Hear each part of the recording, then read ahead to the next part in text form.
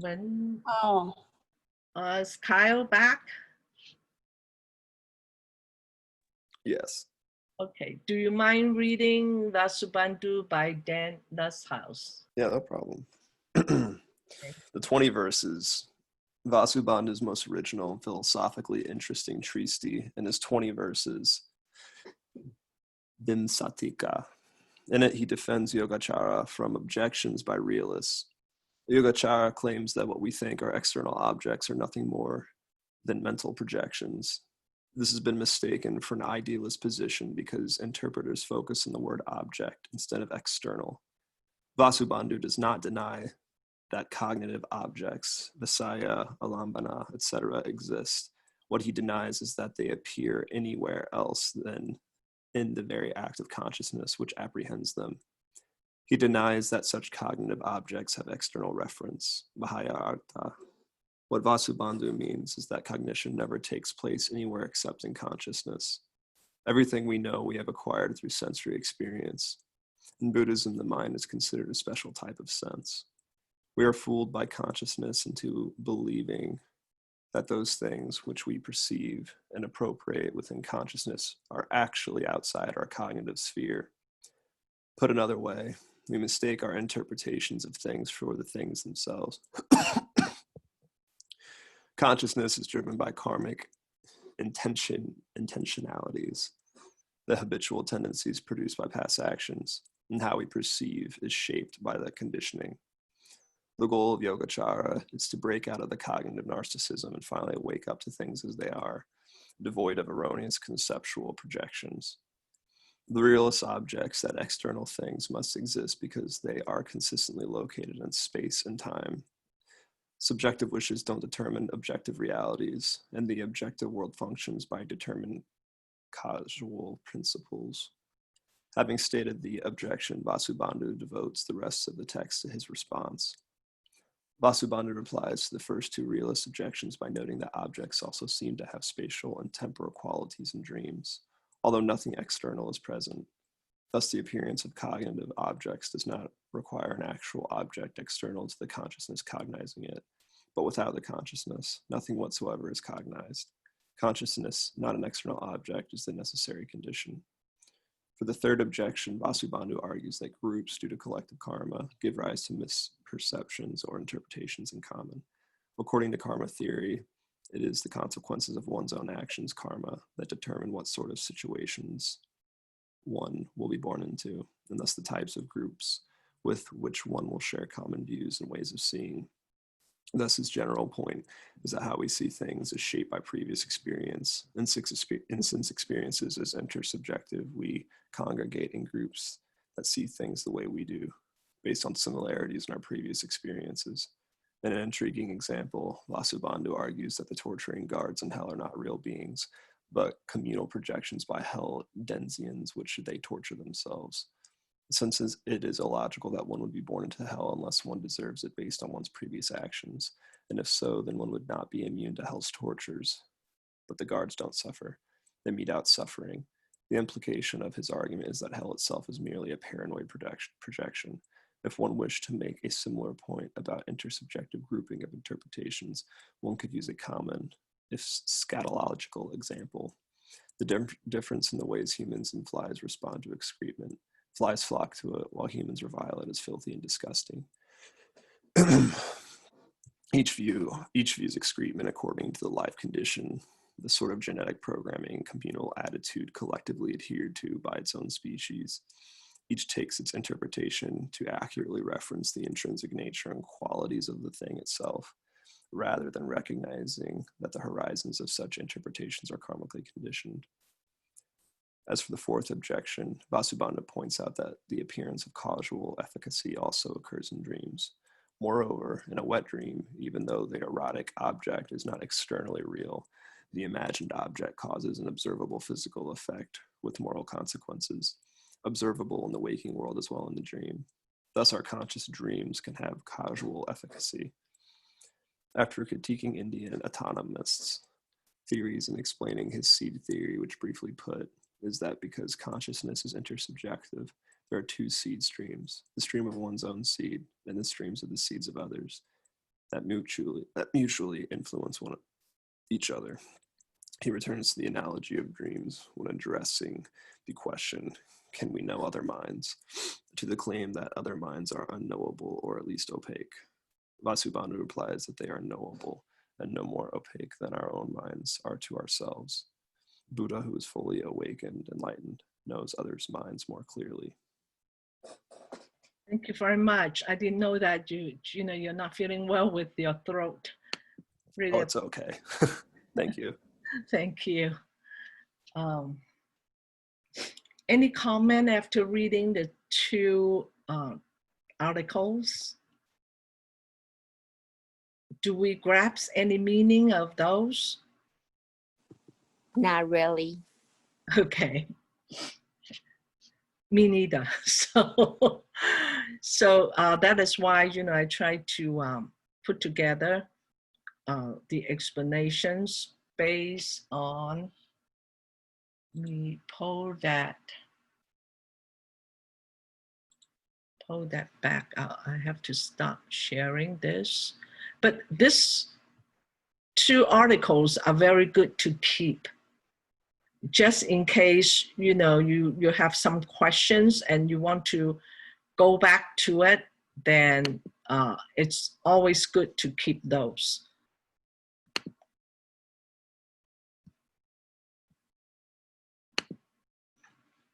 So actually, in addition to the articles that I posted, there are two more, which is 20 VS-4 and -5. They are not only translation, but good explanations. So the slide that I put together is based on, information from those two. Okay.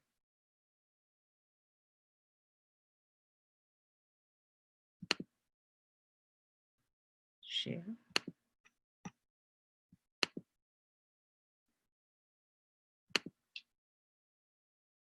Oh, why am I not sharing?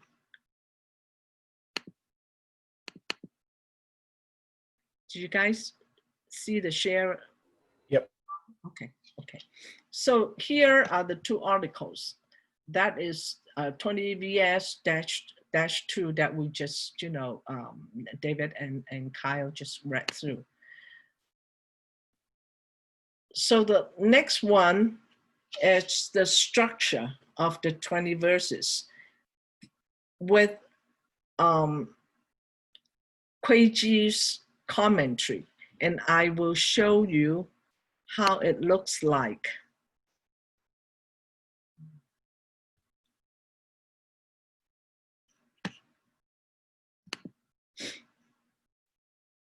Should be this file here. What happened? And to share. Nope, it's not opening. Hold on.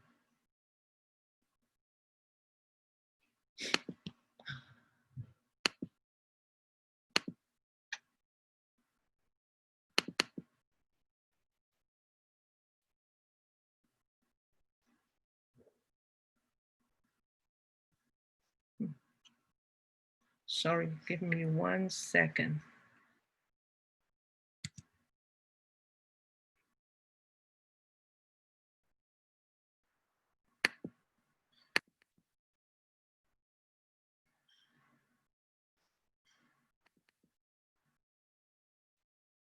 My file is not opening. I don't know what happened. Okay, let me see.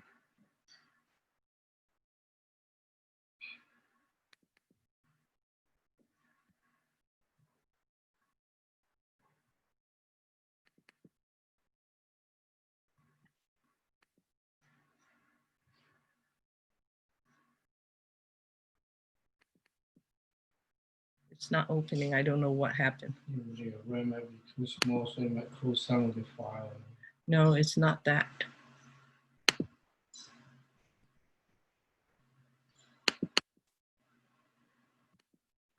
Hold on for just 1 second. Another way of doing it.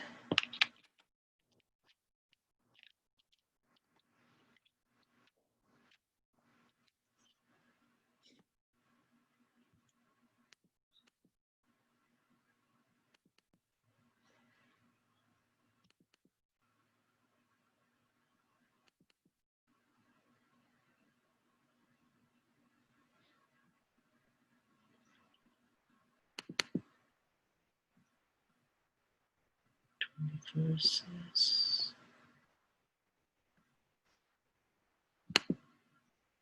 I think maybe my file got corrupted.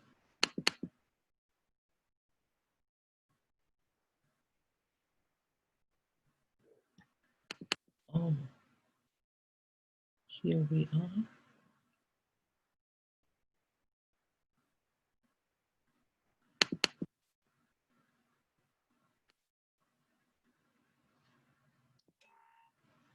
I think my file got corrupted for some reason. Okay, let's see if I can.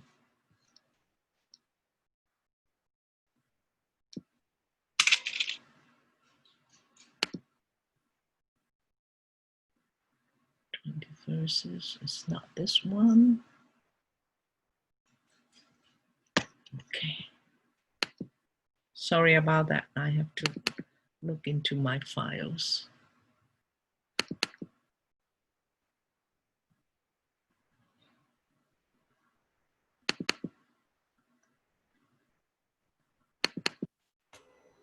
Did you upload it to Slack? Would it be faster for you to just grab it off of there? I found it. It's just okay. See if this one. No, it's corrupted. Yeah. Can you go? Can you help me with that? What file are you trying to download or open? I'm trying to open 20 VS dash.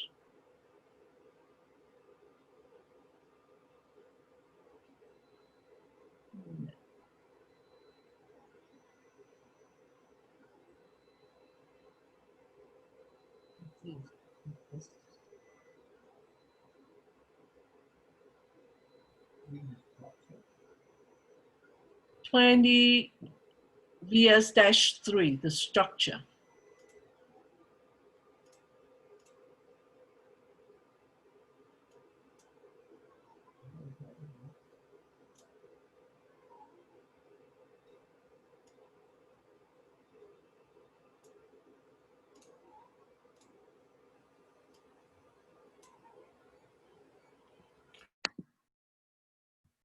Can you find it?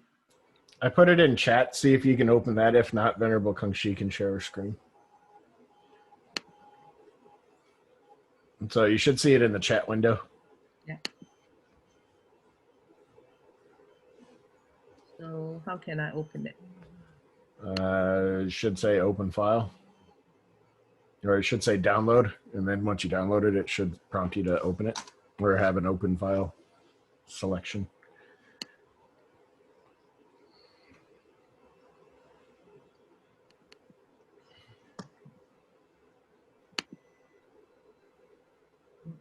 It will work.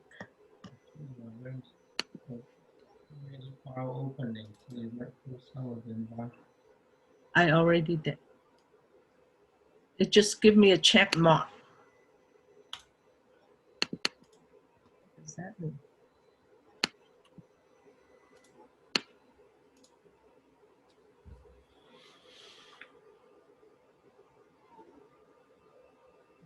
Place, how about that?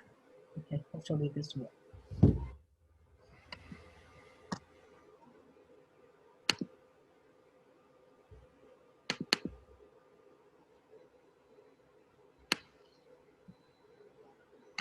For some reason, I cannot open it.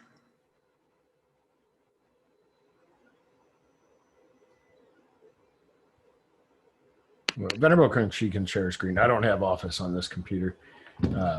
So it would not look right.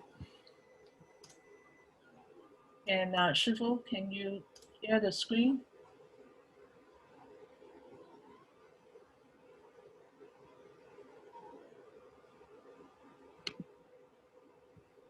If not, then that's okay. You can. For some reason, it won't open on my thing.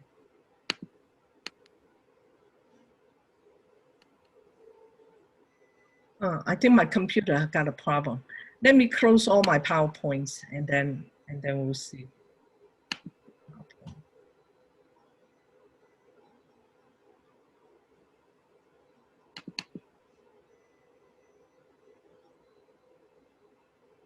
Now it's opening. Okay, got it. Okay, let me share this first. Share.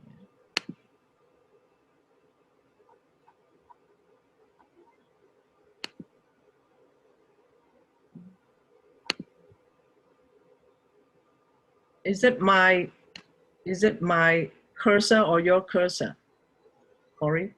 It's gonna be just your cursor.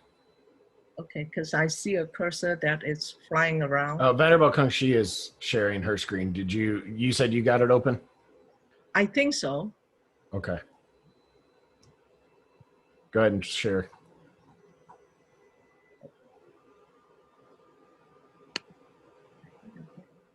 Okay, yeah. Okay, I'm going to share. Okay, here we go. Slideshow. Okay.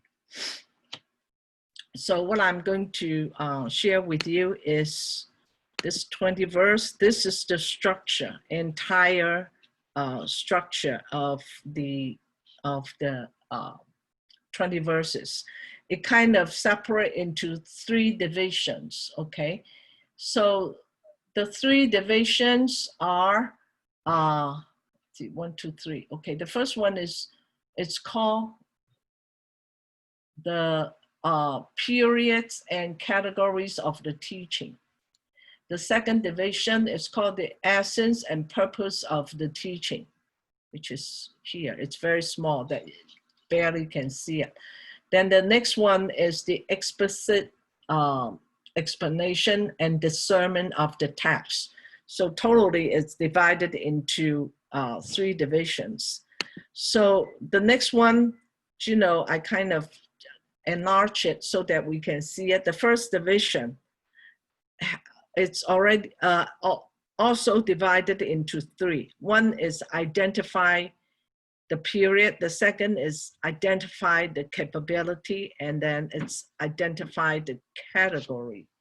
Now here, if we see all these colors, those are Vasubandhu divided all human beings into, basically they refer to human beings into 5 categories. Okay, now these 5 categories are like, first one is the determined gotra, meaning that they're Chinese called 种性, that is their characteristics or their special faculty or equipments. Okay, so the first one is the determined. What are determined? That a person has the personality or the faculty of a savaka. Okay, they belong to that category. And then some of them are Prajika Buddhas. Like somebody would say that Confucius in China, it's actually a Prajika Buddha. Okay, so I have questions, I have reserved on that one. Because Prajika Buddha, they not only realize, through their own studying and then, go through attainment, but they cannot teach. But Confucius teaches. Of course, it's not Buddhism, okay? It's Confucianism. And then the next one is the Bodhisattva. So some of them are born to be going to the going through or practice the Bodhisattva route. The Savakas, they listen to the Buddha's teaching. They cannot realize themselves without the Buddha's teaching. The Pratyeka Buddhas don't have to go through the listening, but there are sutras. I have to yet find that out, which sutra, because I learned that the Pratyeka Buddhas are supposedly to be 5 returners. That means they come back 5 lives, and in the 5th life, they realize themselves, okay? The Savakas, we know that we have stream entrance, we have the 1 returners, we have the non-returner, and we have the no learners, which is Arahat, okay? So, but they have to listen to the Buddha's teaching or listen to the Dhamma before they can realize. Now the Bodhisattva, the Savakas, they cultivate mainly the renunciation mind, okay? The Prajekas, they cultivate the renunciation mind also. So usually when we talk about them, we group them together. The Bodhisattva, they are not only cultivating the renunciation mind, but also, either at the same time or at the beginning or after the renunciation mind, they cultivate the Bodhi mind, okay? They have this great compassion to help salvage others and, in addition to help themselves enlightened. The second group is called the undetermined Gotra. Now, in this group, the Savaka, also with the Pratyeka, it is said those in the red, they don't have that little seed of Buddha nature. They don't have the faculty in this life, at least, okay? They don't have that little seed in the middle. Now for the blue ones over there, the Bodhisattva, the Savaka, but also concurrent with the Bodhisattva. That means they have a chance, they have this faculty, they have this characteristic, personality to turn around, okay? To turn around to another path. So I walk. And then I find out that, oh, this is the way only for my own liberation. And I see this other path that it's going to not only liberate myself, but the others. So he kind of reroute out. This is why they still have that little seed, the Buddha nature, the Buddha nature seed, okay? And then that's the reason I really don't like to use the word Buddha nature, because, of course, those great vehicle or Mahayana vehicle, they are equipped with the Buddha nature. But then it's not that the Savakas, they don't have the Buddha nature. They just don't have enough compassion to, help the others. They don't have that kind of compassion. So a lot of people, this group, this kind of grouping, raise a lot of controversial. Especially when we got to the last one. This last one here, the Echantikas, this raised a lot of arguments and back and forth, okay? A lot of different opinions. One example is one of the students of Kumarajiva. Now, the Tathagata, the concept mainly come from the Pali Nibbana Sutra.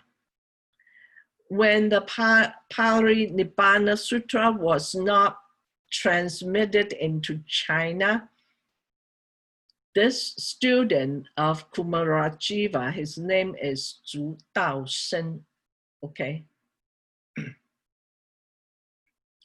Now, he was saying that he really opposed this Echantika idea. So he said that all beings are equipped with the Buddha nature. All beings can become the Buddha one day, okay? So everybody was throwing stone at him and saying that, you know, you're lying, you don't understand the sutra, you're not qualified to teach. So remember, he is a student. He is in Kumarajiva's translation group. And Kumarajiva is a big fan of Nagarjuna, which is the school of Madhyamika, which means that, you know, emptiness, okay? And then all of a sudden, you know, this idea of that somebody cannot become a Buddha. So there is some controversial going on. Plus, at that time, the Yogacara school was very well known. It's widely circulated. So what happened is, okay, he said that, okay, I'm going to, you know, retreat into the forest. So he went to this forest, mountain, and meditate. So he feels very sad. He said, why nobody buys my idea? Why is it nobody listened to me? So he got nobody to speak to inside, deep inside the mountain. So he talked to this rock. He, you know, expound the Dhamma to the rock, and the rock nodded the head, okay? The rock was nodding.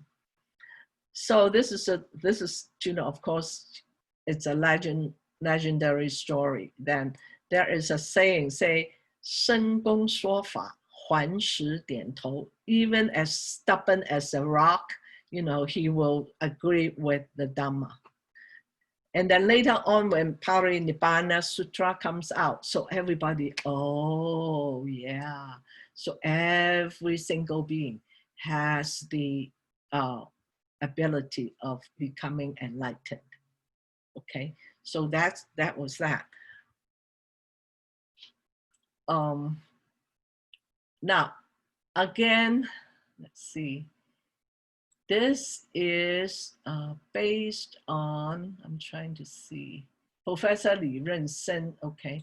Now, Professor Li, he had a special explanation. He's an expert in the School of Yogacara. He wrote many books about it, you know, at least a couple that I know. So he's very well known in that area, very, you know, his specialty or expertise is in that area.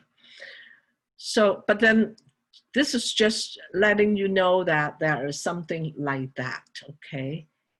So the next one is the next group. So identify the mission, identify the essence, and identify the purpose, okay? So the next group here,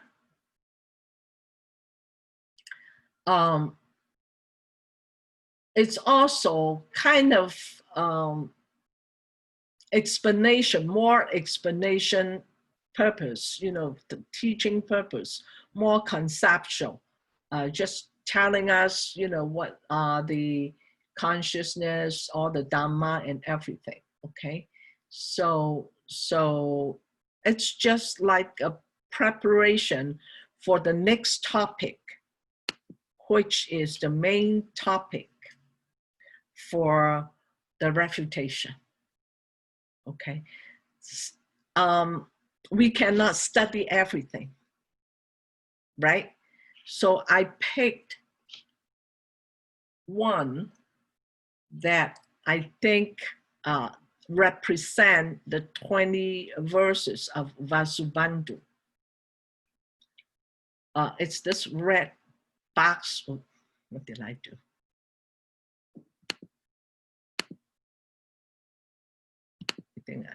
Okay, it's this red box here. It says answer questions of other schools and non-Buddhist group with critiques. And this is not a small group because, you know, we have all these divisions. Refute the idea of the four faults, you know, explain direct perception of others, explain the dream, the two types of consciousness. So we can only take a few here, okay? So we shall see what is going to work out for us. Any question for these charts?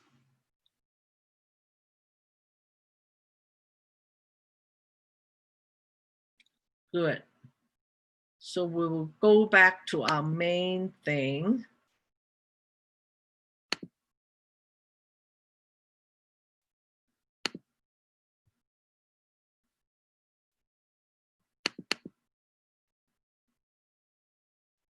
Okay. I'm going to share it again. And we are at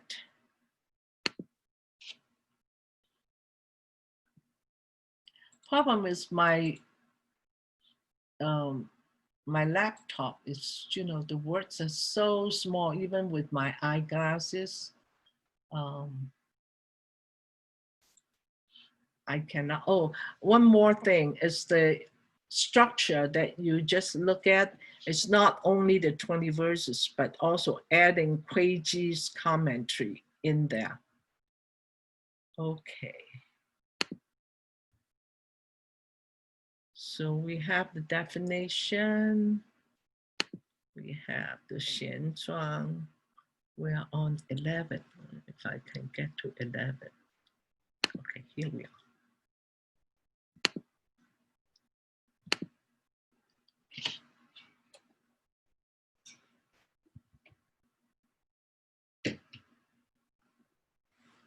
So what is the thesis?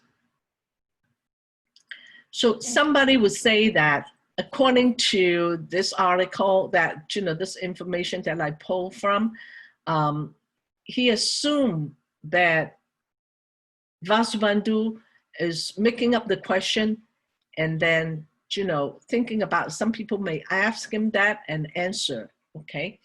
Now here is the Mahayana system has been established that everything in the three realms is nothing but appearance, right? That is the main theme, that nothing but, you know, mere consciousness, okay?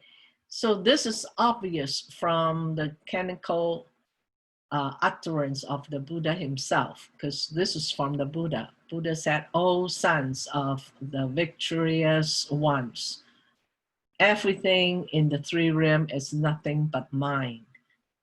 And this is not strange to us because, you know, remember the Dhammapada? The first verse of the Dhammapada, it says, mind foreruns all phenomena. Remember that verse? I think Don also went through it last time, okay? So in the Buddha's teaching, a lot of them, of course, you know, not 100%, but, you know, mainly it's to train the mind because mind directs. Okay, we have sila, we have like the precepts, we have the moral disciplines, but they are all directed by the mind, okay? So training the mind is more important. So I put the verse underneath here. These are the explanations, okay? So here it says like, the word mind here includes the mental state and mental activities, which means the mind itself and then the mental factors. remember we talked about when we this morning that in the morning, I think Lisa asked the question about the sixth consciousness, and I said that it's easier to detect the mental factors. When a thought arises, we can connect it or associate it with which mental factor that that arises. Now, there are some mental factors, no matter what, when the thought comes up, it's there, okay? There, if I can show you, oh, I have to go back and forth with that. But, just, I just want to mention it. When we talk about the indriyas in doing abhidhamma, okay, there is the 5 positions or 5 divisions with 75 dhammas. Okay, out of that 75 dhammas, a lot of them belong to the, if you want to attribute it to the 5 aggregates, it's the volition part of the aggregate. Okay, now with that, we have, with the abhidhamma, we have 46 chatas or chatas in 6 groups.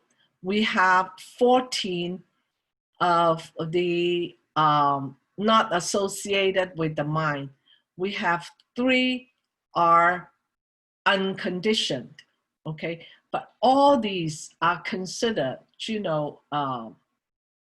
all these are considered mental factors. And then I show you, I remember I show you guys the 29 wholesome mental factors in the chart, and then the 28 unwholesome mental factors in another chart. Okay, so in that 29 wholesome mental factors, or among all the mental factors, some of them, 1, 2, 3, 4, 5 of them are universal mental factors. What does that mean? It means a thought comes out, all these 5 acts at the same time. Okay, so these 5 are feeling, perception, contact, attention, and intention. No matter what happens, the mind comes up, one thought comes up, all these 5 mental factors comes up, arise together with the thought. Okay, so being sidetracked a little bit. So if you want to go back and look at that, yeah, it's good. So the word only is intended to deny the existence of any external object of consciousness, okay? And we recognize, of course, that mental representations seem to be correlated with external or non-mental objects, but this might be no different from situation in which people with vision disorder or to see. Okay, so the verse goes like this: all this is perception only, because of the appearance of non-existing object, just as a man with the cataract, seeing hair, moon, etc., which do not exist in reality. Question: what do you think? What comes to the mind when you hear this verse? How can you relate it to what we have previously learned?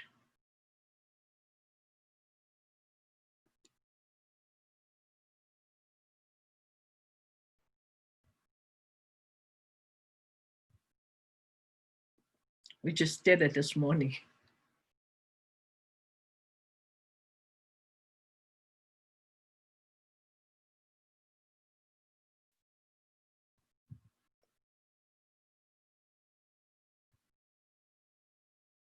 What is this simile can remind you?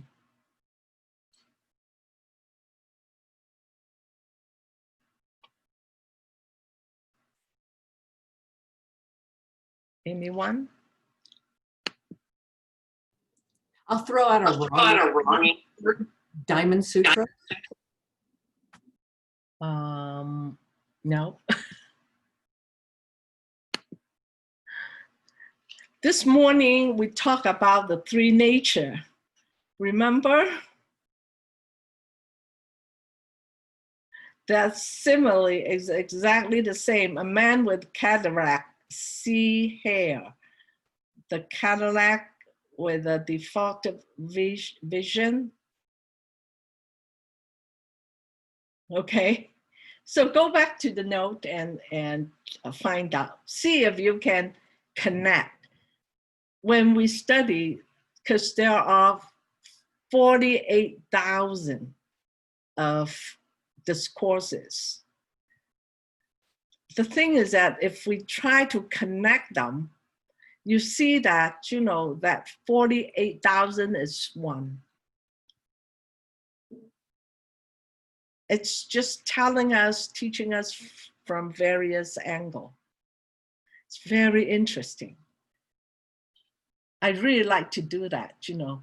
When I read an article or a commentary or a sutra, I'd like to see if I can spot the core teaching of Four Noble Truths, the depending origination, or the practice part of the 37 prerequisites.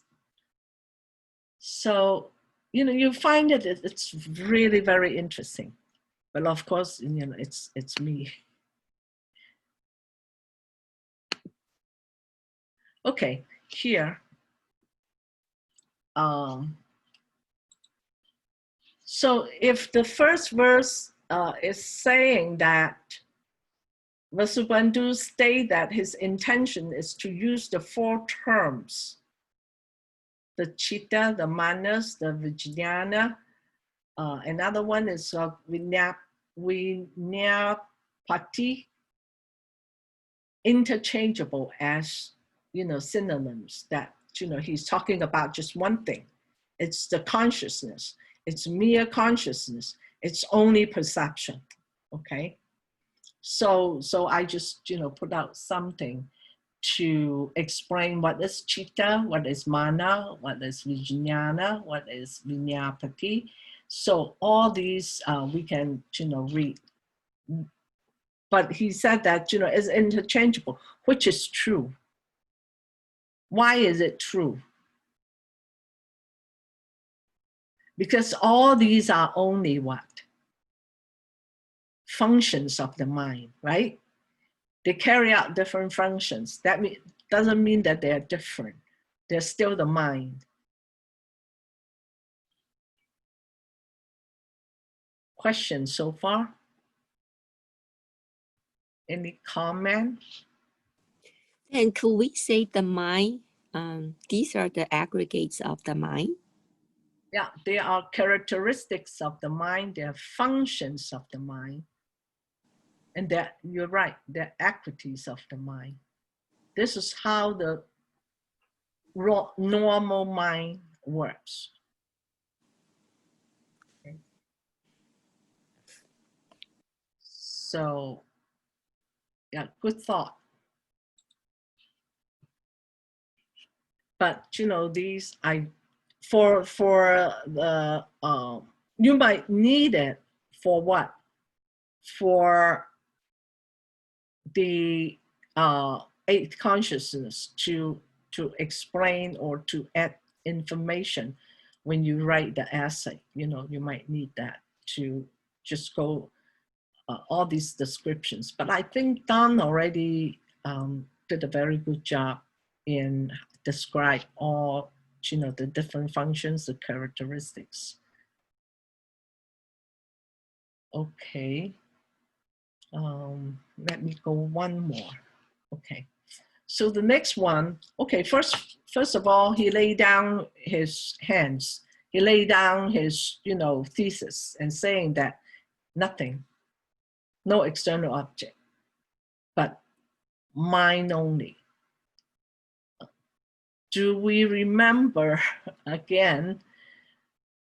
We studied this before. I think we went through this before, discussed this before, that what does he mean by mere consciousness? What is the process by which he can refer to mere consciousness? My question is not clear, I understand. But when I give the answer, you will know what I'm talking about.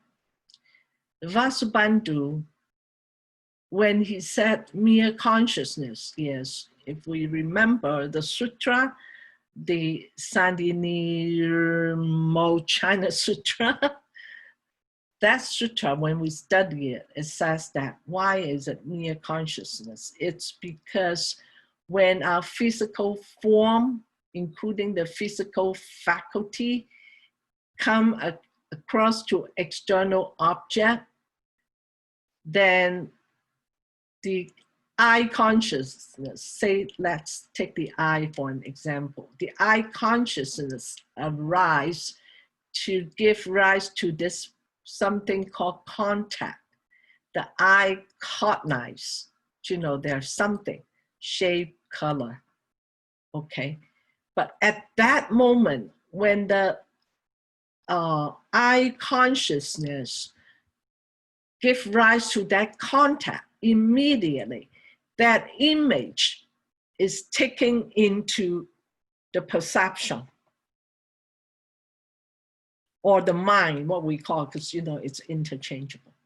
It's taking in, cognized it, okay? So what we're clinging to, it's not actually the external object. It's the image that we already taken into our consciousness.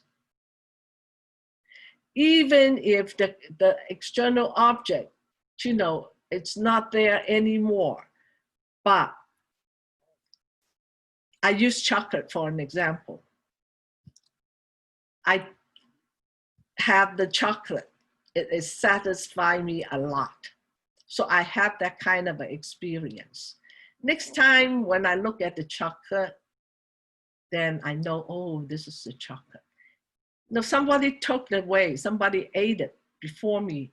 Oh, I still craving for that chocolate, even though it's not there. Because the image of the chocolate, it's already imprinted in the consciousness. So the external object doesn't have to exist for me to crave for that. That is why that it says there is nothing existing externally, but it's our consciousness. Make sense? Takes a little while to sink in, but hopefully my purpose is not trying to, I did my best to share what I understand. But my purpose is trying to arouse some interest, in our class, so that you can go in and dig into more. And eventually, hopefully you can, point out that, okay, Kathy, this is, what I understand. And I think this is the right way. And I don't think you understand. I'm looking for that, okay? So just to arouse, to maybe a little bit of an incentive that you will be interested enough to look into it, actually, take interest in it. So if that's the case, then I'll be very, very happy about that, okay? So why don't we take a break for 15 minutes?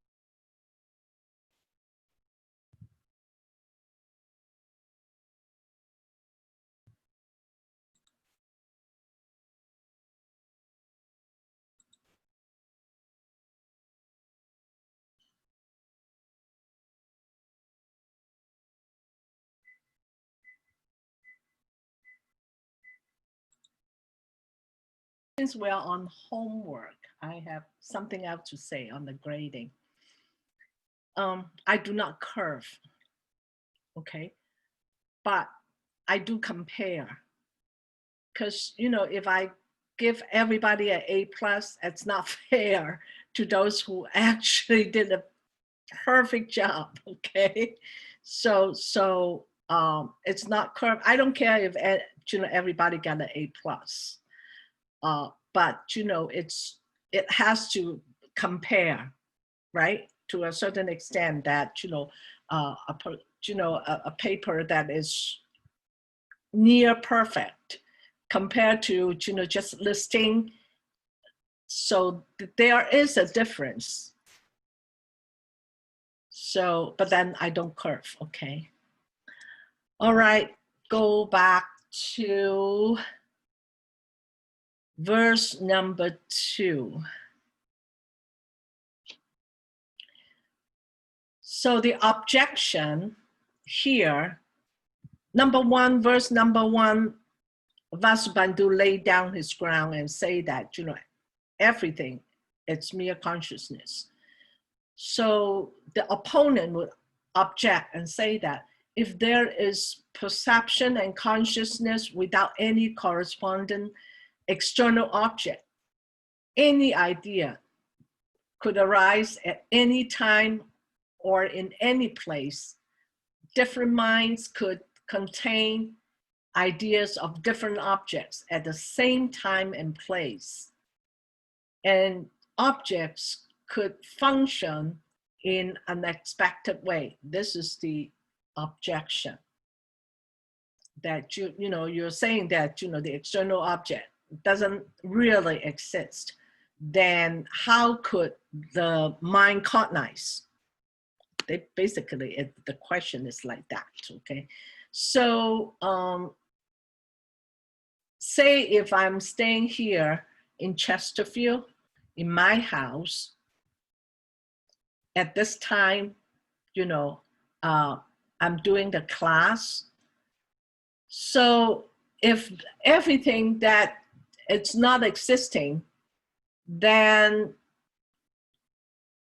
somebody else somewhere in Africa, they can also perceive that, you know, they're doing the same class,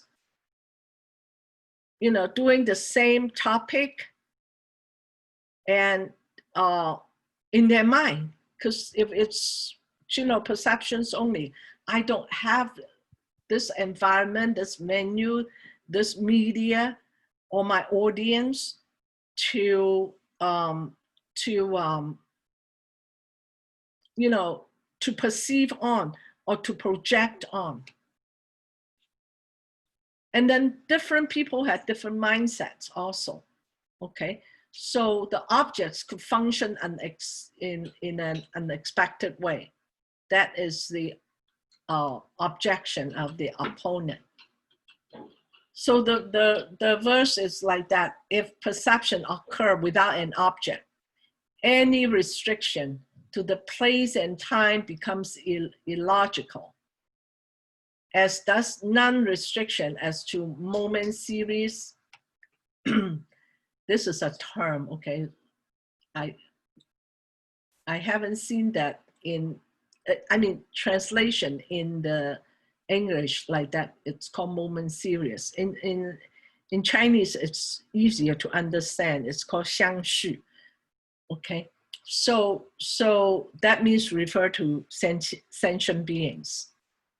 And any activity that has been performed, okay? So the restriction to time and place become illogical. So why do you have to sit here with this media, facing all these audience, and do the function of the teaching?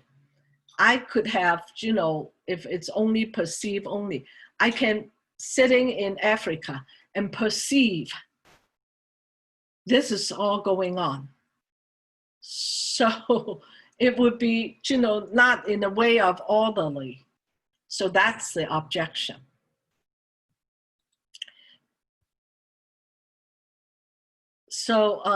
the actually whoever translate lists out all these points. Okay, it says if perception only was such, this theory would suggest, then there can be an experience without an extra mental object.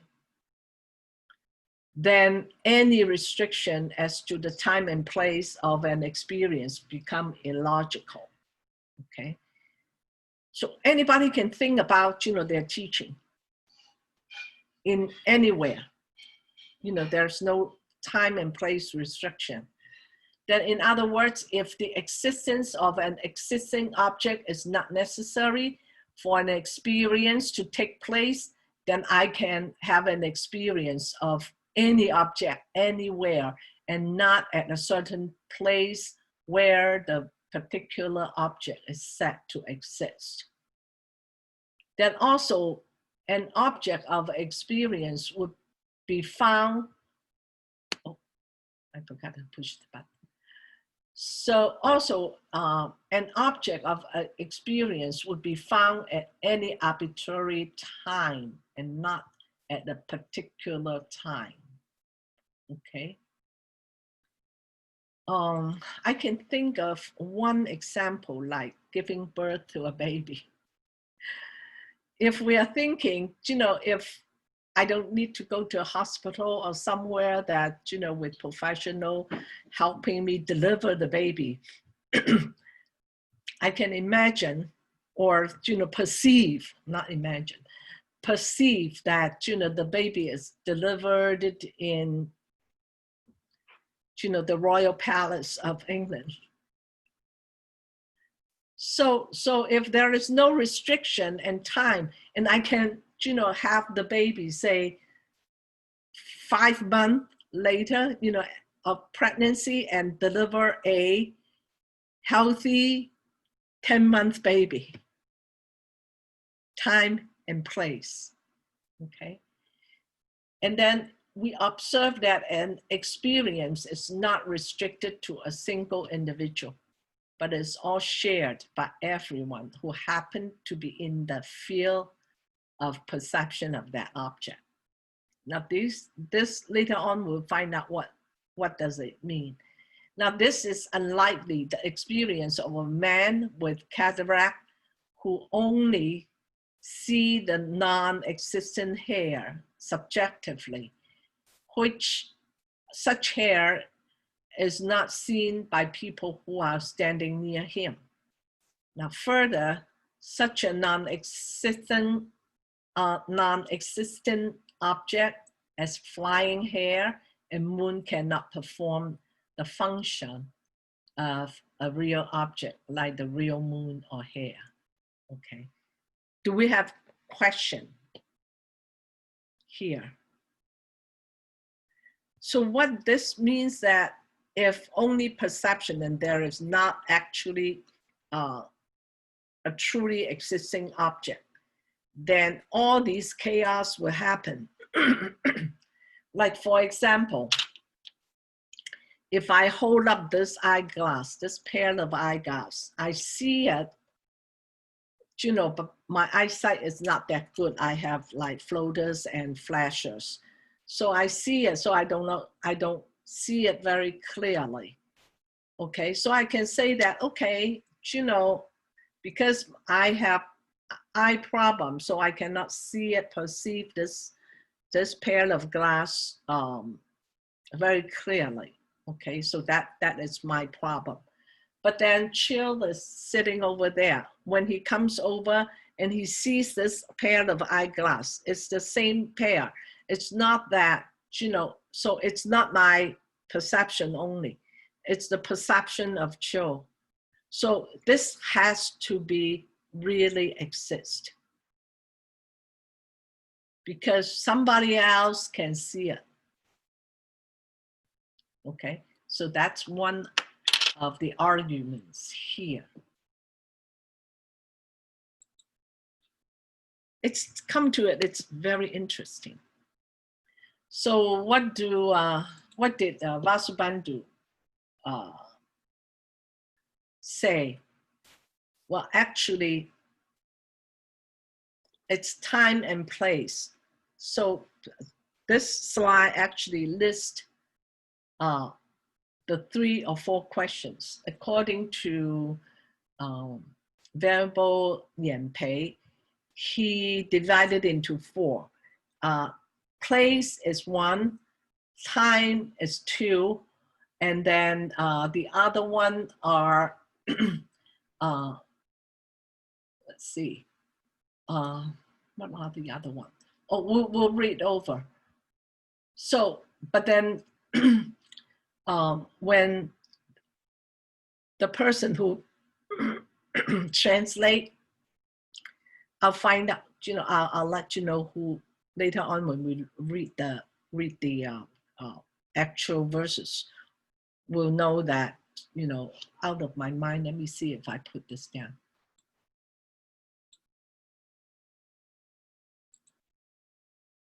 I didn't put this down, but I will let you know which author, where is this information come from, okay? So basically, the refutation, they group time and he grouped time and space together. So it comes down to 3. So the first one is like if perception of an object arises without any object existing externally to the mind, why is that it arises only in certain place and not everywhere? And even in those places, why is it that it arises only sometimes and not all the time? Okay, so he put time and space together. And then the second question would be, why is it that it arises in the mind of all who are present at the particular time and in that particular place and not just in the mind of one? Okay, if I say that, this external obstacle is not, it's not really exists, it's just my perception, then why is it appear in somebody, else? Not just one, okay? So arises in the mind of those who are afflicted by an obstacle order and not the minds of others, okay? So that's another question.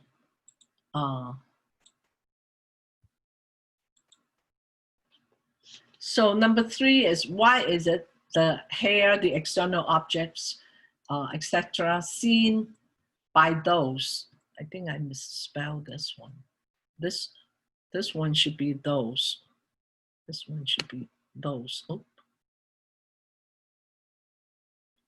what did I do? Previous. Okay. This word, I miss an E there. By those suffering from an optical disorder, do not perform the function of hair. So all these, and then the question is like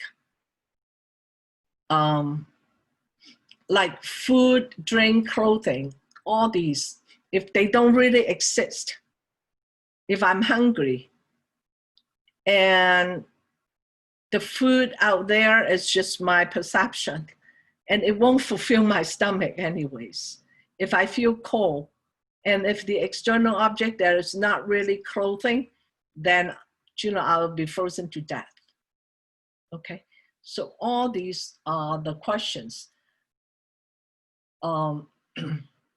If like a country, a town, if they don't perform the function of a town or country because they're not existing, because it's only mere consciousness, then how can a town or country perform its function?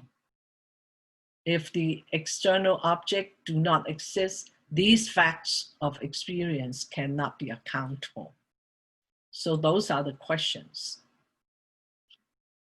Any comment, question?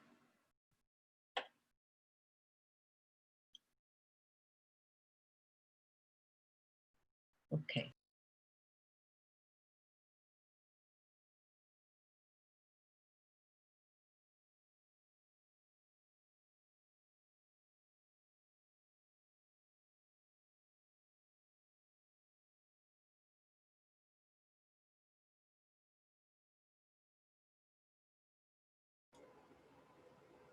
think she vanished. Mic is muted. It's an illusion. I was trying to understand all this. Could we say it is because the storehouse that we have having so much data information in there? That's why we were able to process all that information even without seeing the external objects? That's not the case here. Here in the school of Yogacara is that, you know, the external object are only images or refraction or the perception of the mind. Okay, But it does not exist. It's only our perception. It's, you know, later on when we go to, I'm not sure if the Queen Sumara Sutra is going to tell us about that. But, you know, on the school of Tathagata, it's like all the external, like the mountain, the river, all the sceneries are created by the mind. And this mind creator is some sort of karmic energy that because of that karmic energy that it generates the external object. That is why that in a group of people, they have the similar karmic energy, so they can see the same thing, experience the same thing. Later on here it's going to explain when it gets to the ghost, to the health guard, then it will, you know, Vasubandhu will explain. But it's not the case that because, you know, we have so many things in the mind, in the alaya that create that. It totally denying the external object existence. Okay? He will explain in a way in later on when we, that is why I extract these verses just to let us understand what the school of Yogacara teach, you know, why it explain why mere consciousness. Okay, he come up with this objection and then he answered it. Or maybe somebody actually asked him and he answered it. And then with the 20 verses, it's, you know, refutation of all these possible questions or possible objections or possible opponents. Then he had this, he paved the way so that he can bring up the eighth consciousness, the storehouse, the theory of storehouse and the theory of bija. Okay, so he didn't establish anything, just, you know, saying that, hey, you said that, you know, is wrong. Let me tell you that I'm not wrong. And he didn't tell you that I'm not wrong and that here is the right thing on the 20 verses. That's the difference between the 20 verse and then the 30 verse. 30 verse, he still, you know, refute, still oppose, still answer, but he would say that, hey, you're wrong. Okay, but here is the right thing. On the 20 verses, he didn't. He said that you're wrong, and I'm telling you why you're wrong, but I'm not giving you any solution or what is right. So the difference between the 20 and the 30 verses is like that. Then of course, Kuiji, it's a penman, it's a recorder. He chips in his 2 cents too. Okay, he also, you know, add to the original verses, translation of the original verses, plus his own understanding, his commentary on that. Okay, that's where, you know, those 5 groups of people comes out. It's mainly Kuiji's idea. Okay, so remember during the first class, somebody asked me, what do you mean by developmental? The sutras, the Mahayana sutras are developmental. Because, when I read this, I understand this way. And how I understand this way is based on my faculty, my capability, right? So I will, put down what I understand.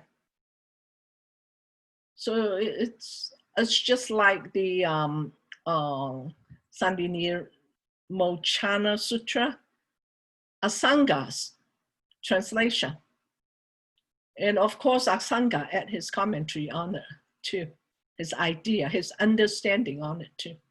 So this keep on and on and on and on. Now the Pali Canon is different. Why is it different? Pali Canon, it's all sutra or sutta. Okay, there is no addition, no commentary added to it.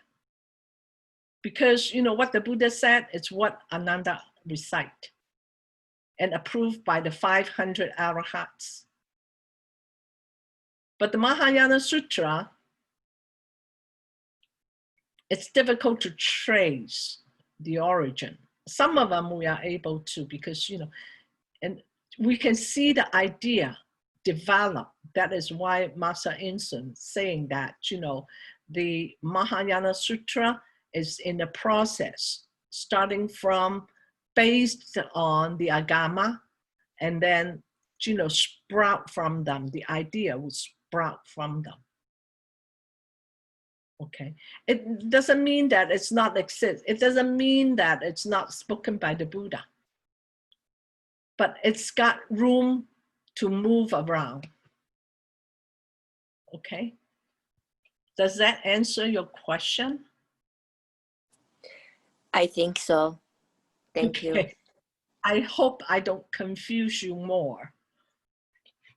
Okay, so these are the objections or the questions that Vasubandhu had to tackle. Okay, so let's see if we can do that. Okay, now first the refutation of the three questions. Let's start with one.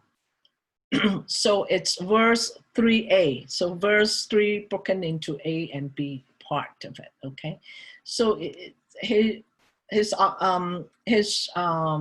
suggestion or his refutation is like that. If the perception of an object arises without any object existing externally to the mind, why is it arise only in certain place and not everywhere, and even in those places? Why is it that it arises only sometimes and not all the time? So this is Yogacara reply. This is Vasubandhu reply. He said that even in dreams, he used the dream as a simile or explanation. Even in dreams, certain idea arise only in certain place at certain time. That is, in a dream, even without external object of consciousness, only certain things are seen. For example, like bees, garden, woman, man, etc. And these only in certain place and not everywhere. Okay, and even there, in those places, they are to be seen only sometimes and not all the time. In this way, without an external object, even without an external object of perception or thought, a particular idea may arise only in certain places at certain time. Okay, this is to answer that question. But by these various examples, so it go on with number one, it's clear that the mind may have only certain idea of certain, at certain time in certain place. So like if I dream that I'm in Hong Kong Okay. Now, Hong Kong is a place, right? Last year, or let's say next month, if I dream about that. So I have a time, I have a place. But it's in my perception only because I wasn't there, right? And then, you know, I have a place, but I'm not there. It's just in my perception. So it can, in the dream, it can without, why he used the dream? Because in dreams, we don't have actually the reality or the existence of an external object, right? In dreams, it's all consciousness. But we still can have time, we still can have place. Say, I'm going to, you know, have somebody out here for lunch, okay? So out here, like in my house, for, you know, tomorrow, it will be a time, okay? But I'm only dream about it. It's not the scenery, it's not actually there. So he said that this is to prove that without the external object, so we can still have that. Some of the Don may you know, be able to explain it a little bit clearer. Or maybe Jolene can do that because it's related to the how do you say it? To the consulting or the to the consultant of a psychologist. Maybe we can dig it in to the consciousness and see these things may happened before. So that is in our consciousness, like Lisa just mentioned, you know, we have those experienced before in our consciousness. Then all these can appear in the perception. But Vasubandhu here is saying that, you know, no, we don't need an external object to have, to prove that, you know, that our consciousness can perceive the time and place. So it is not illogical because restriction as to time and place is demonstrated in a dream. Later on, you know, somebody will say that, oh, okay, it's only a dream. But, you know, when we read on to it, it's going to be a little bit more clear. Could I have yes. a question here? Yes, I'd like to share something that's really happened to see if that will applies to the situation we just talked about. I have a high school classmate in a Chicago suburb. Over 20 years ago, she had a premature son born, and without her husband and her husband's side's family help, she was going through really hardship in her life. And then she has another high school classmate in Taiwan. And several years later, when she went back to Taiwan, that classmate was telling her that this one in Chicago suburb went into her dream in Taipei to tell her what kind of hardship she was going through. But this in Chicago suburb, this lady, she was so surprised. She didn't even know that she went into this classmate's dream in Taipei. So would that apply to this case? It's not trying to match the case, but that's, you know, how Vasubandhu used the dream as an example to explain why it's not necessary to actually have the external object. Okay. So in this So- case, there's a time and place could be Yeah. different. No. It could be the same because, you know, when your friend in Taipei dreams about, you know, your other friend in Chicago, then the friend in Chicago, it's not within, you know, you cannot say that it's an object that is not really, because, you know, your friend really exists, right? In Yes. Chicago, right? Mhm. So maybe your friend in Taipei, you know, heard about something about her before, you know, when they meet together, then, you know, the situation arises. But then, you know, that's not what I'm trying to explain. I'm trying to explain is that Vasubandhu totally oppose that the external object has existed. It's all our imagination, all our perception. Then Okay? isn't this imagination and perception coming out of our storehouse? If we don't have any experience, will we also have those situations happen? That's a good question. That's a very good question.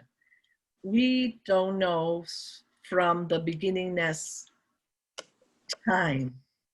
We don't know what go into the alaya, what comes out, right? Yeah. So those bijas inside. Right now we say bijas, we say the seeds. We have a mental perception already. You know, there are seeds, there are bijas inside, there are wholesome, unwholesome, the Buddha nature seeds inside.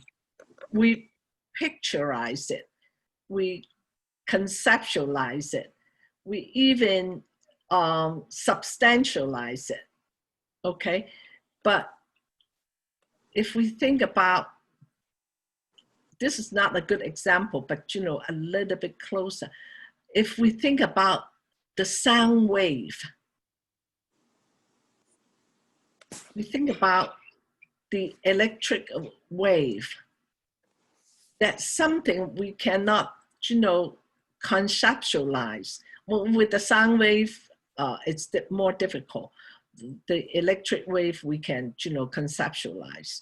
But with all those going on inside the alaya, and then those accumulations are from the beginningless time. Nobody, you know, kind of drill a hole and put it in our consciousness. Yes, to a certain extent, Lisa, I agree with what you say, that those perceptions could come from the experience that is stored. Which brings up, you know, I want to share that. I almost forget. I'm so happy that you bring this up. The process of papancha, okay? We understand the process of papancha, 细论. It's like our physical form, you know, faculty is part of the physical form. With the faculty, come across to something external, like if the eye with the shape and the color, and then give rise to contact, the eye consciousness, contact appears, then arise, I shouldn't say appears, arise, then, you know, the process of feeling, perception, volition, all the way then kick on the process of papancha, right? It's not necessary that way. Sounds like I'm slapping my own face. Because we don't have to have the external object to get that process of papancha kick on. Why? Because when we close our eyes, especially in meditation, we shut down or slow down, I shouldn't say shut down, slow down all those 5 sense doors. Papancha still process. What is the external object? The external object is the internal object. Our experience, whatever stored inside before, becomes the external object. I didn't bring that up when I explained the papancha because I don't want to confuse everybody. So that object, that external object, is actually our consciousness, our experience, that we pull the information from there and start papanchizing. So the contact is there. Why is the contact there? Okay, the physical form, there is a physical form in the mind also, because, you know, we're saying that, you know, there are faculties in the mind that is able to grasp the information from the alaya and treat it as an external object, give rise to contact, give rise to feeling, give rise to perception, give rise to volition, give rise to the process of papancha. But let's not worry about that. I don't want to confuse you. That's why I didn't bring that up. But since we are, you know, dealing with the consciousness and the perception, I bring up that to answer Lisa's question. Yes, we can pull information from the already stored storehouse. We can do that, okay? We can treat that as an external object, but it is not an external object. This is not Vasubandhu referred to. Vasubandhu referred to is actually the outside, external. It's not within the mind. Now it's very clear. Thank you. Okay. It takes a little time to sink in. It's not, you know, it's not that difficult, actually. You know, don't let me scare you. No, it's not that difficult. All we need is a little bit of time and thinking to sink that in. Okay, so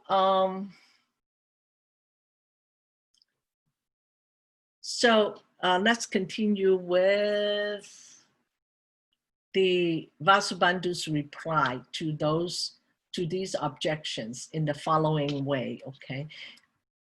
The information, the resources, the sources that I take those information from, they are actually helps a lot. I mean, people already did their hard work. You know, we're just enjoying the fruit. Okay, so the answer, Vasubandhu, is like that. First, he gives the example of a dream, says the restriction as time and place happens in case, my screen just went off.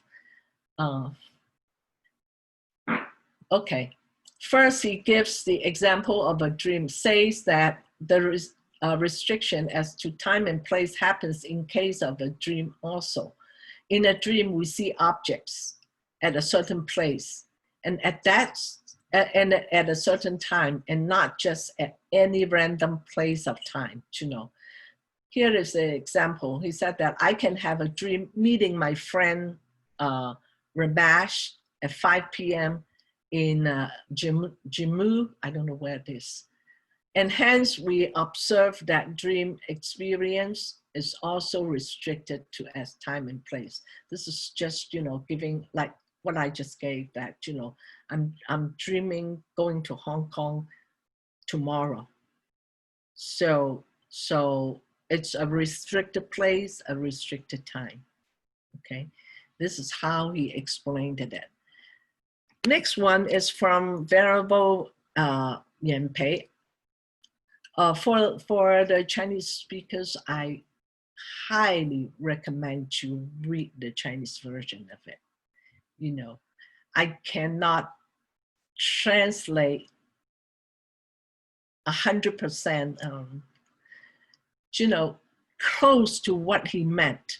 He went into so much detail, and because, you know, for our class purpose, I'm not able to put all the information he provide into this presentation or this slide.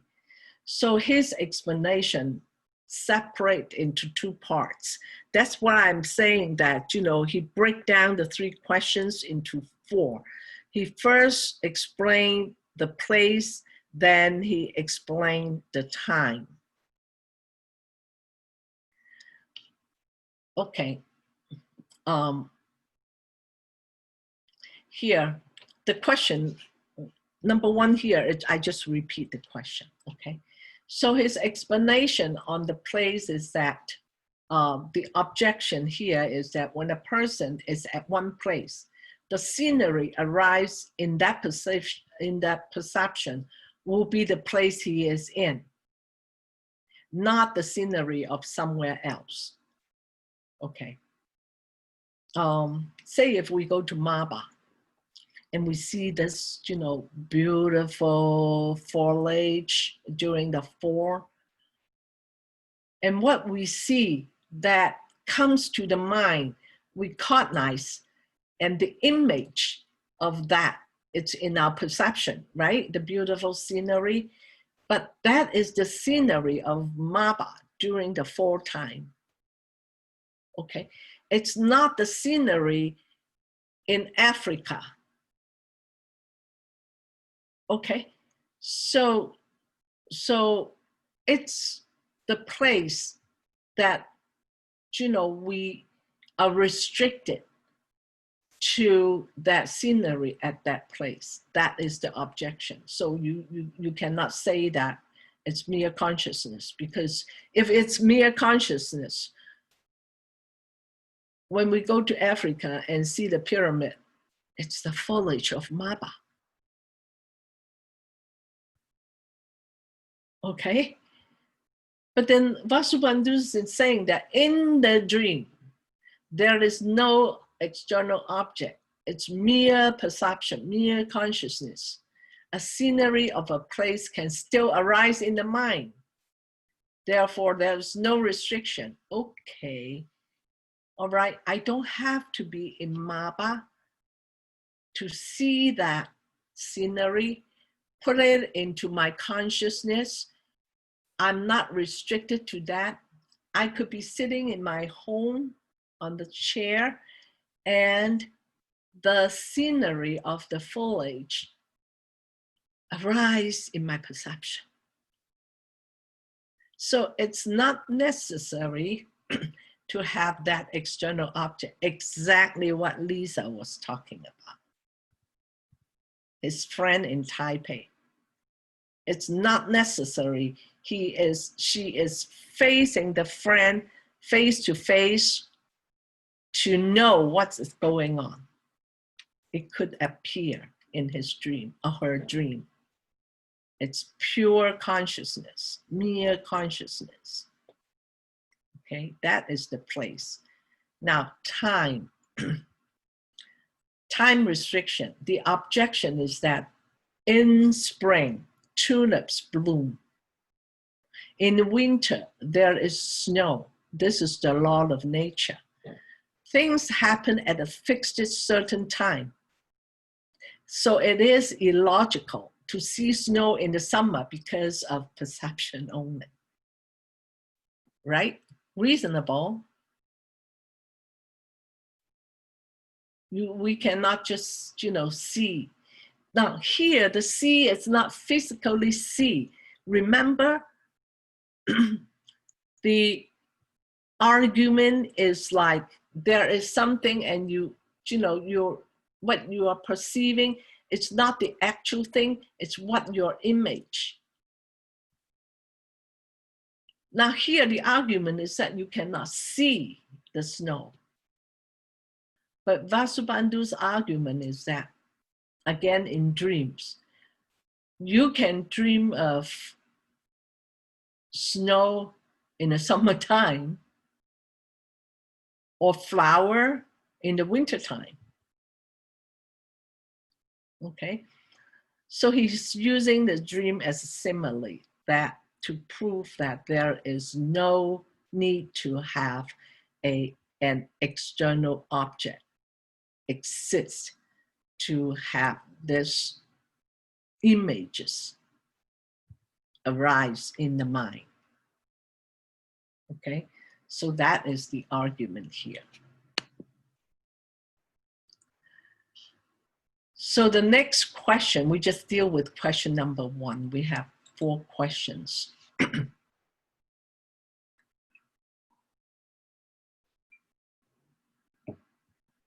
The next question is, then why is it that it arises in the mind of all who are present at that particular time and place, and not just in the mind of one, and just as the appearance of hair, etc., arise in the mind of those afflicted by an optical disorder, and not the mind of others?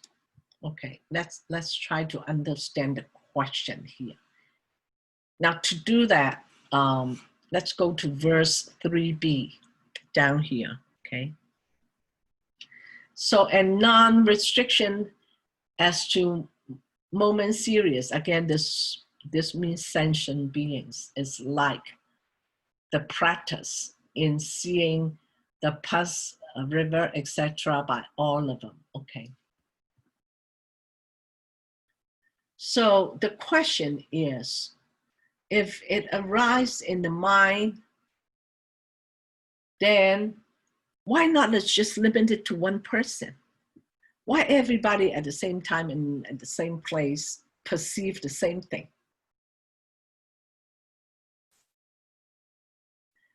So why is it not that only arise in the person with the, eye problem? So everybody in that area at the same time, at the same place, perceive that using my obstacle, my glass as an example, I cannot see this glass very clearly, but so it's appear in my perception, this is a glass, a pair of glass. But then when Chu come over, we're at the same time, at the same place, he also perceived this is a glass. Why not just me if it's perception only? Okay, without this actually existing. So that is the question. So here we come to the hellish state. So in somewhere down there,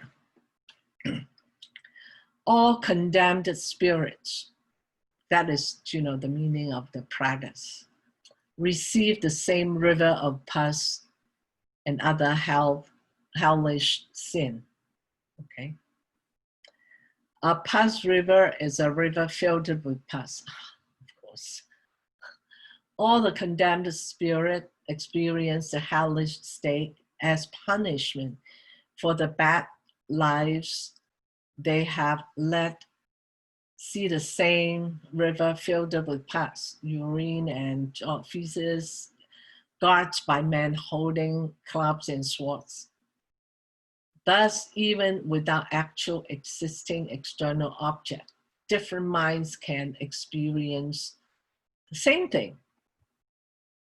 That's the Yogacara reply, okay? So the explanation will later on it will be more clear when we get to Venerable Yenpei's explanation. So all those in hell perceive the same hell guardians and other hellish phenomena, the river, pus, etc., etc. And they also experience same torment. All these, even though the hellish guards, river, dogs, etc., do not actually exist, which means that the torment suffered in hell, like the hell itself, are psychological in nature and not based it on objects existing external to the mind. So that different mind may experience the same thing.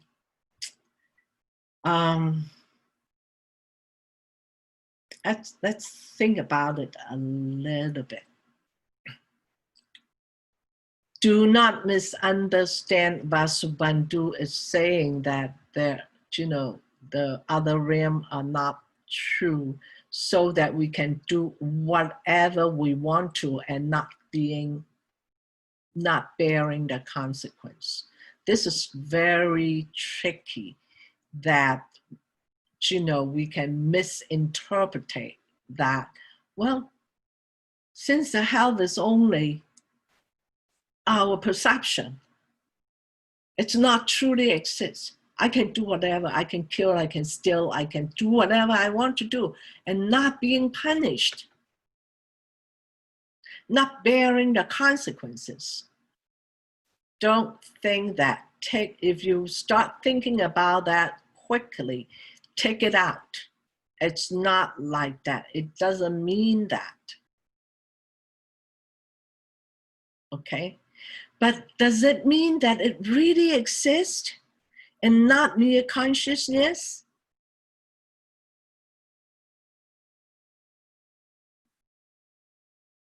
Let's think about that tonight. We'll get to the answer, of course, later on. But I'm just, warning us, including myself, don't go to that extreme. It's very dangerous if we think that, there is no punishment, there is no samsara. Okay, don't think about that.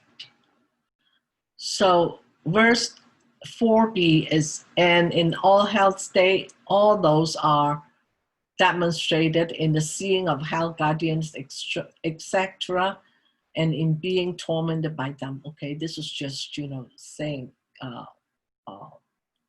here is just explaining 4b, okay, up here. So far, any question? Are your consciousness tired by hearing all these?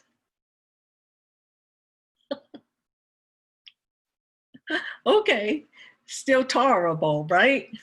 So I can pile more up. It's all mere consciousness, okay? I don't exist. I'm not talking. So that is why, there's so much controversial going on, that is why debating, that's why commentary of how to explain, because, sorry, the Buddha is not here. Okay? He's, so long ago that,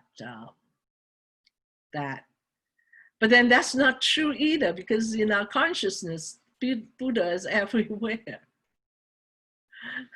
So, but then we kind of try to study the teaching from different angle, from different direction. So is it necessary? Yes. Why? It helps us to penetrate a little bit further, okay? By understanding it from different angle, not just say that, okay, you meditate, you chant, you do this, you do that.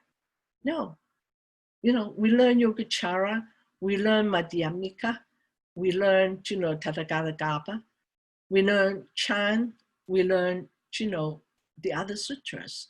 And we can put all those information together for the purpose, not just academically, of course, here is the academic course, but for the purpose of practice. We'll understand that which direction to go without, blinding with a blindfolded pair of eye and walk in all directions. This is the sutta, the teaching, the Dhamma. They are a pair of eyes, our navigator. Okay, number 2.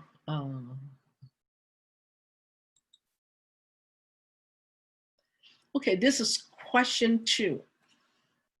And now, as far as non-restriction to sentient beings is concerned, Vasubandhu used the notation of how to refute this objection of opponents too.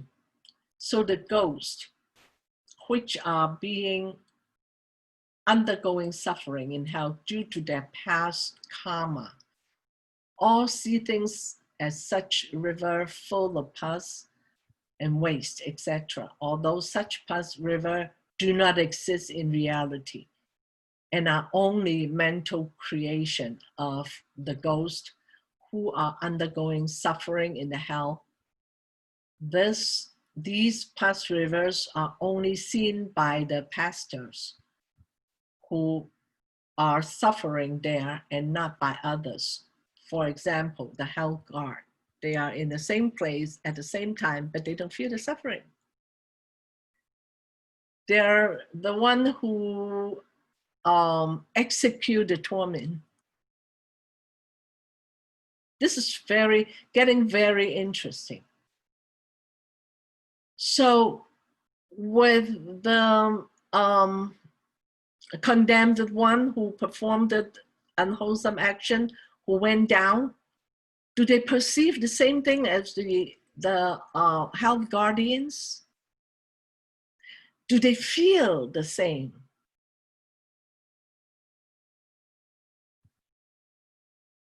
Same time, same place.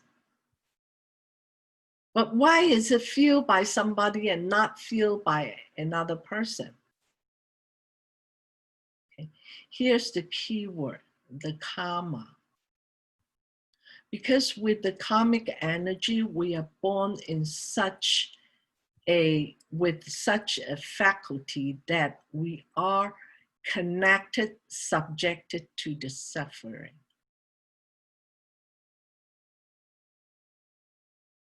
Same thing, if I like channel 5, the first thing I turn on the radio, I'll tune to channel 5.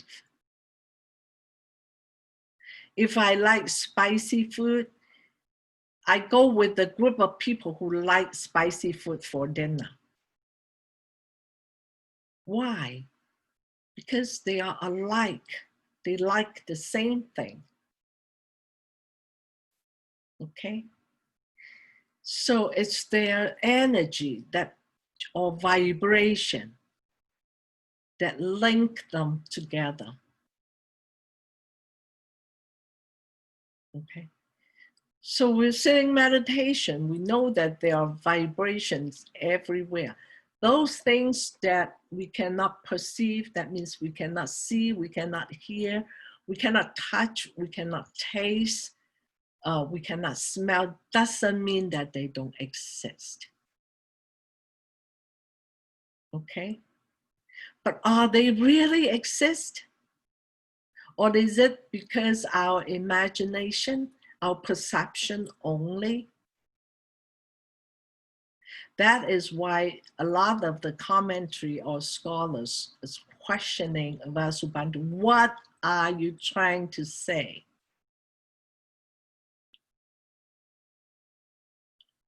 Okay, so you're saying that, they don't exist, but then you're saying that they're suffering because they are in the same group. So it's very, very interesting. It gets to very interesting arguments here. So we'll see what Venerable Master Yenpei. Unfortunately, he passed away so young, okay? He's talented, totally talented. He's associated with Venerable Insun. So same question, okay, number 2, stay with that. It says, no restriction to consciousness of sentient beings. So the objection is that the consciousness of every sentient being is different. Therefore, the object they perceive should be different. But that is not true, because everyone's seeing the same thing at the same place and time. Same thing with the optical, you know, same thing, you know, anybody seeing this, you know, seeing the same thing at the same time, okay? So he said that if there is no restriction on time and place, then why is everybody seeing the same thing? So Vasubandhu's refutation is like using the simile of water seen by human and ghost. A human being sees the water as water. A ghost sees the water as a pus. So that explains the same place, the same time, same scenery, water, right? But the perception of different sentient beings are not the same. Being that said, yeah, he agreed, okay? Being that said, all beings in the same realm perceive the same thing. For example, water is there. I perceive it is water. It can, you know, it's drinkable. If somebody else, you know, in my room seeing this glass of water, they all see this is water and it's drinkable. But if some unseen, you know, beings, ghosts, when they see this is a urine. But in that group, they see the same thing. Humans, they see human group seeing the same thing, okay? So all human realm beings see the water as water. At hell realm beings see the water as pus. Therefore, it is reasonable, it's not illogical to say that beings in the same group seeing the same thing at the same time and place. Question.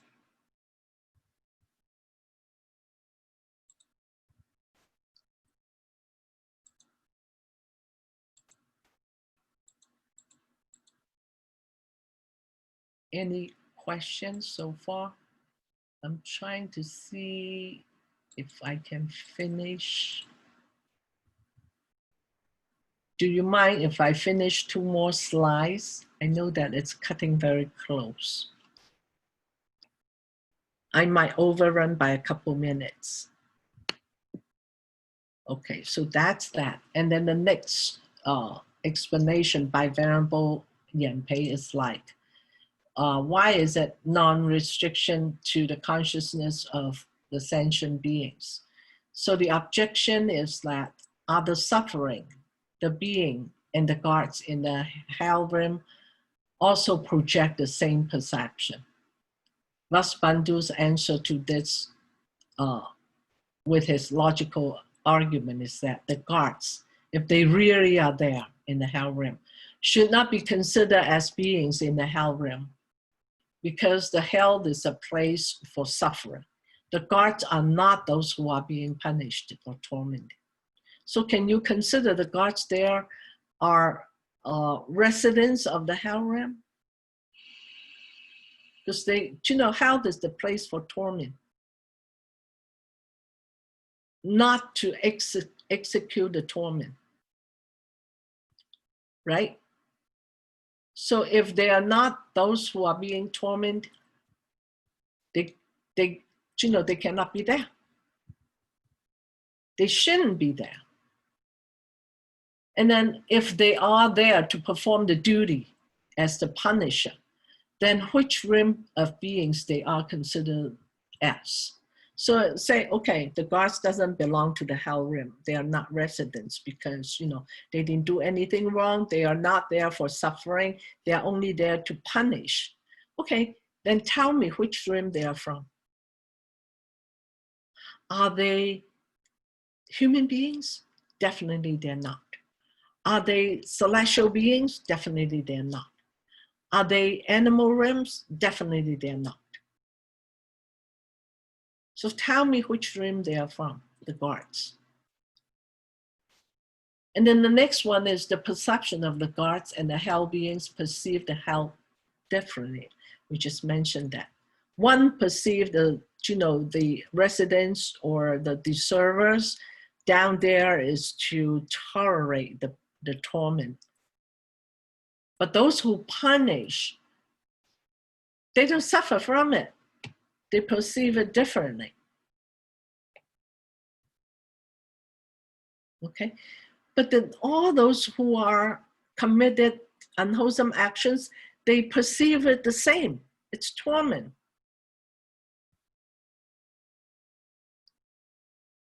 So that is the answer from Vasubandhu.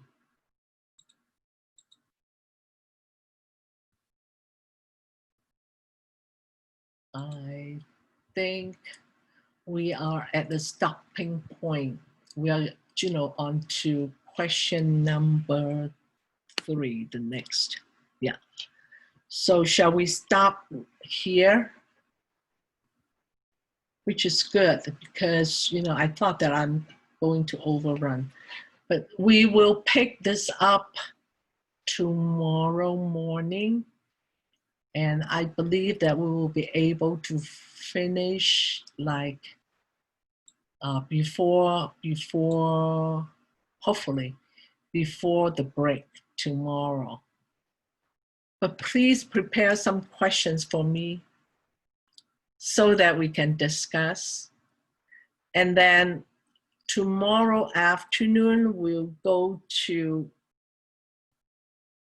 not quite the same, but not quite different concept.